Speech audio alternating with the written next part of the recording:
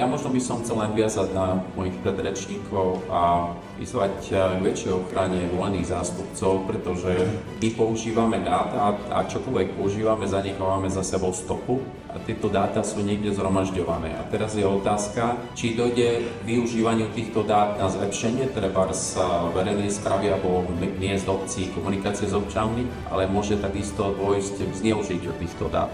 Napríklad denne mám od 200 do 2000 útokov na sociálne siete. No a teraz som bol na prednáške kontrolného úradu, čo je zo Slovenska, ako využívajú umelú inteligenciu pri spracovaní dát. Treba povedať ešte, že nie všetky tieto informácie, ktoré aj umelá inteligencia nám dáva, sú hodnoverné. Ja som aj upozornil na to, a to som chcel otvoriť takú diskusiu, pretože my už sa stávame nositeľom digitálnej stopy. Čokoľvek poviete, máte mobil pri sebe, kde chodíte, v podstate tá digitálna stopa niekde existuje a tiež čokoľvek uverejníte na svojich sociálnych sieťach alebo sa pýtate aj umelej inteligencie, tak to všetko je niekde zhromažďované na nejakom úložisku. A to je to, čo som aj nabadal, že už je možno čas začať hovoriť aj o kontrole tých, ktorí tieto dáta majú a urobiť na nich verejnú kontrolu, aby tieto dáta neboli zneužívané.